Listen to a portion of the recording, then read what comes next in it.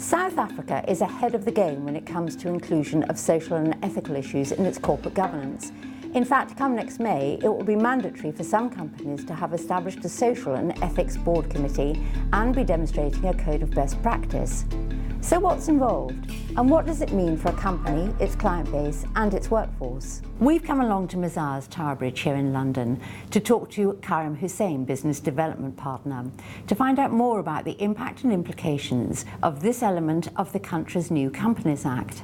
Kariem, how socially and ethically aware are South African businesses?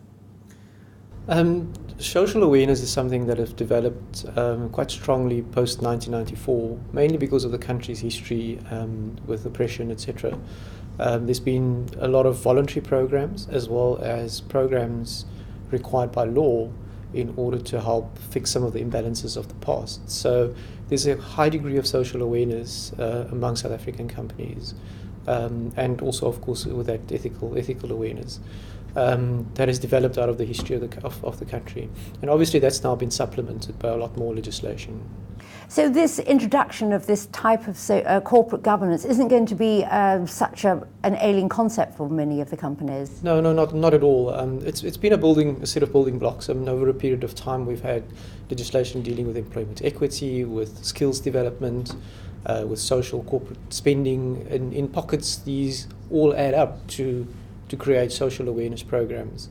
And in 2009 we had a new code of governance, the King Code of Governance, developed, which placed a lot of emphasis on social and ethical compliance by companies.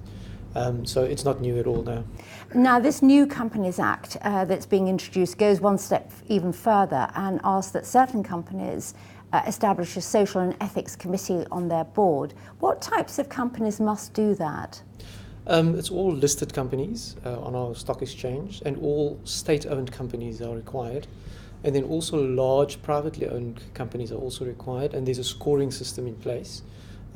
If a company scores 500 points or more, they are required to comply with this legislation as well.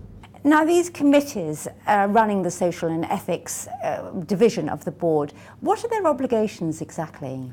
Well, just to be clear, they won't be running the social and ethics division.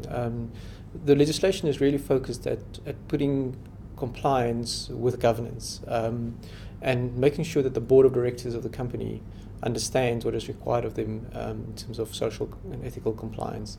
So the role is an oversight role. They have to monitor all of the programs that are in place. And of course, executive management will be reporting to these board committees on a quarterly basis.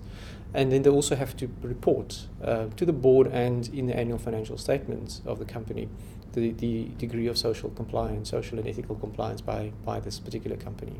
And I think with each committee there must be a non-company member. Yes, it requires to have 3 members on this committee, one of which must be non-executive, so completely independent from the company. So other 2 may be company officials or other directors which may be executives.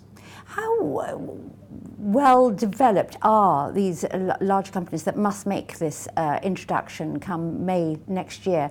Are they prepared for all of this? Because of the history, as I said to you earlier, many of the companies have got lots of social and ethics compliance programs already in place.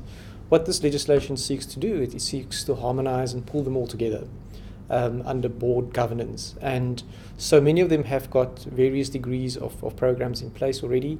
And I think they will be slightly accelerated because of this particular requirement. But there's a large level of compliance already within the South African context. Now there's a code of best practice, isn't there, that sort of that these committees can sort of like draw on and monitor themselves by. What's covered in that? That code is a code of conduct for company directors issued by the King Committee. It's known as the King 3 compliance requirements. It covers a whole host of governance issues, starting from the from the composition of the boards and the subcommittees and what they're required to do. And amongst those are things like internal audit and external audit, composition of committees and so on. And amongst that is also requirements to report on certain things, including sustainability and social and ethics compliance. So it's a fairly comprehensive code, and it's compulsory for all listed companies to follow.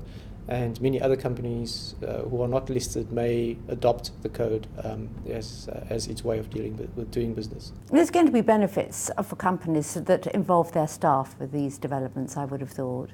Yeah, again, because of the nature of our transition from 1994, there's already a lot of programs that involve staff, both in social activities, employment activities. There are staff participation schemes in ownership of businesses, etc. So you can only make these social programs work with the involvement of staff. So it's quite intensive as far as staff involvement is concerned. It sounds like an exciting development. We wish you luck with that when it comes into being in May 2012. Well, thank you very much. It's lots of exciting opportunities for us as well. Kariem Hoosain, business partner of Mazars South Africa, thank you very much for talking with us. It's a pleasure.